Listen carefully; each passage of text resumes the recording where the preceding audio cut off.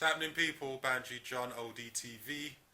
John, the gaming industry is now a multi-billion-dollar industry, right?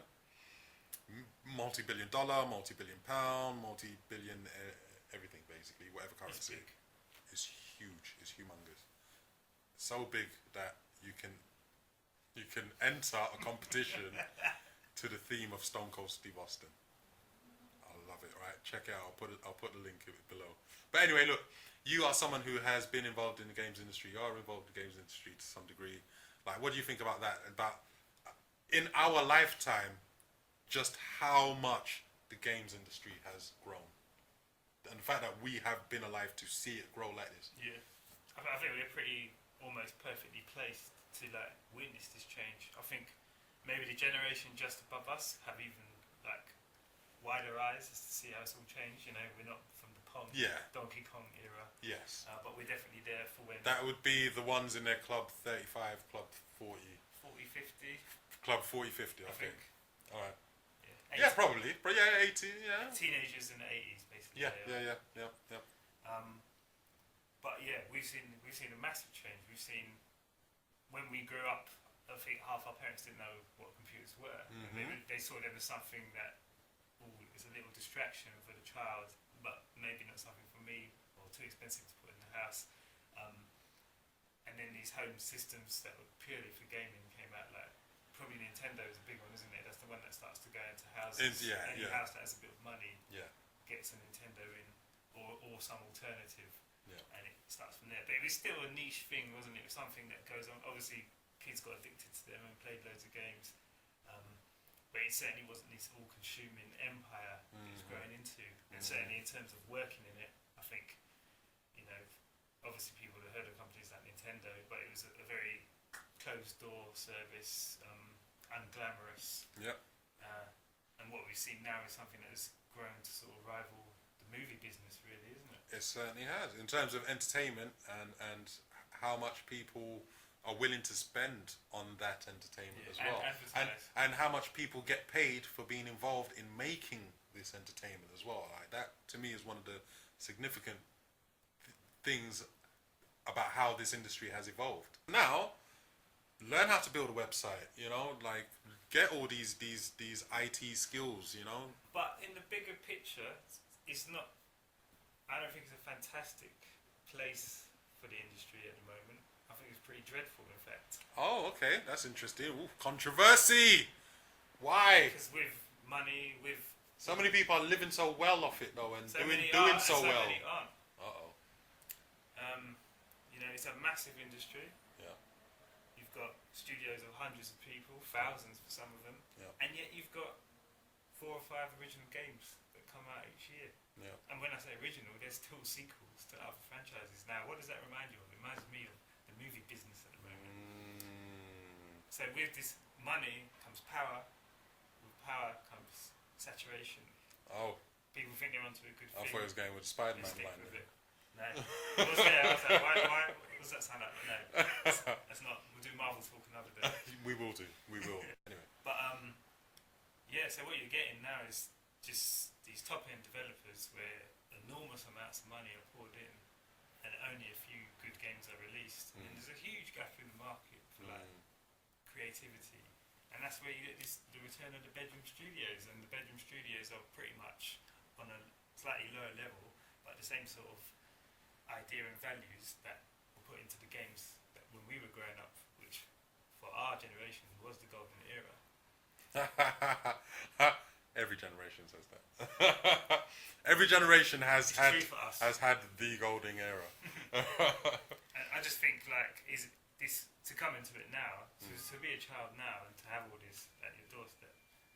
Or sorry. Well, but you don't have to get. But you don't know, but you don't realize to be a child and to be born into this context. You know nothing different, so you don't know what it's like to not have a mobile phone where you can speak to someone that's anywhere in the world. You don't know what that's like because you've been born into this. I've seen people with their babies. You know, this is not any form of criticism. I was just highlighting the point of how immersed, you know, the young generation are in it, and they, you know, for them this they won't be able to imagine a difference. I've seen people with their babies, you know, and I don't know, the baby might be a few months old or whatever, and it's playing with their iPhone or it's playing on an iPad or, you know, they're immersed. They don't, and that device can communicate with anyone in the world. They do not know a different world than that. They don't. So I mean, I don't know. I don't know what that means. I don't know if it's a positive thing or a negative thing. I think skills are being lost. The more we are technologically advancing, there are certain skills that are also being lost. The skill of communication. There's a certain thing about being face to face and being there with another human being and being able to read their body language and being able to see, their inflections in their faces and, the emotion they're speaking with and etc. etc. There's something to that, and there's a important factor of human development to that. The more that the less we're doing that, the less we're actually speaking in the physical face to face, and we're just doing that via whatever. I think there's a certain literal connection to another human being that isn't quite there. There obviously is, but at the same time, I don't know.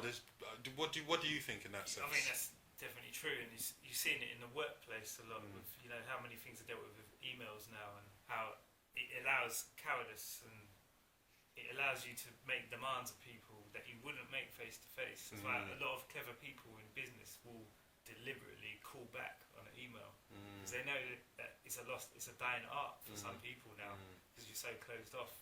I just worry about these kids having access to all these things from birth. I mean, I have like eye issues and pains and like neck pains, and it's all from posture, desk position, and too much time staring at a screen. And that's something I didn't really have too much of at childhood.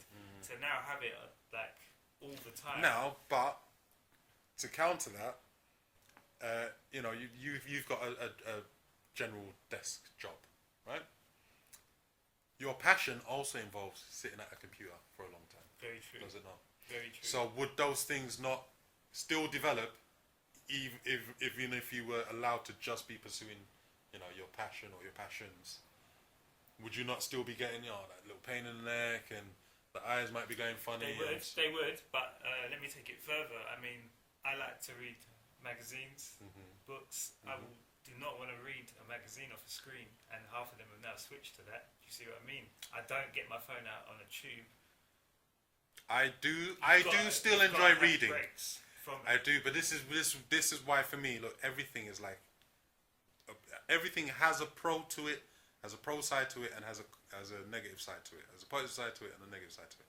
I do enjoy reading, but is it not then saving on the trees and paper and whatever if we're not using those physical forms of magazines and newspapers as much anymore? Yeah. Are we not then doing this positive thing in terms of climate change, which, I'm saying, in terms of lowering our carbon footprint and et cetera, by not having all these funny camera work there? We are, but you should, but I think issues will come with it and sacrifices will come with it. And this brings me to another topic that we talk about sometimes, the body. I just think balance, really, and to me, from what I'm observing, and I mean, maybe everyone else is fine with it, but I just think there's just too much emphasis now on it, on the screens, the touch screen, the computer, and the way everything's done. Banking, there's less need to go anywhere now, and I'm personally glad I'm seeing it now at this age, where I can question it from a point of view of the from past. A critical, yeah, it wasn't like that. Yeah. I'm very relieved that it's like that for me, and because I believe some people just won't see it like that. No, they definitely won't. It looks like it will only continue. That's right, man. That's and absolutely we right. also have a body to look after. We live in the physical world. That's very true. That is a point that I think is an important one to make.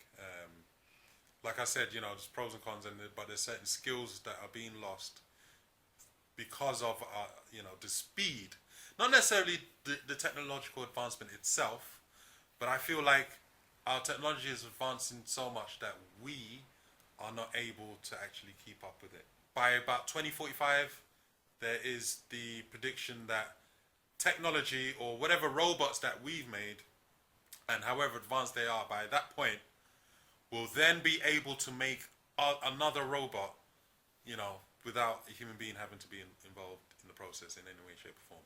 And I think that's what's been labelled as the singularity, and it's from that point where it's hard to predict what's going to happen. So 2045. So what are we now? 2015. We're now Club 30.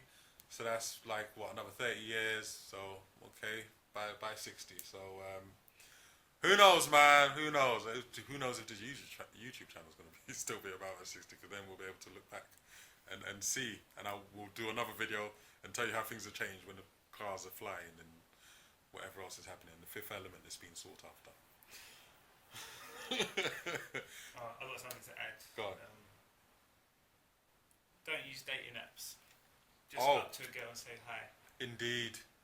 The reason people find that weird at the moment is because everyone's using dating apps. Okay. The art of conversation with a stranger.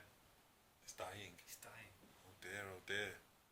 Well, on that note, folks, get out there, go and meet someone, and make sure that you reignite the art of conversation, right? We can't let that die out. You know what I'm saying? Because once that dies out, that means that we have got no voices. But don't come across as a freak. Hi. Yeah. Don't do that, okay? Don't do that. But seriously, look, this is what this, and it's kind of ironic that we've just made that point on this channel, ODTV, online dialogue television. Because there's pros and cons to everything, people. Let us know what you think pros and cons are to our technological advancements, alright, in the comments below. Other than that, one love. Look after each other.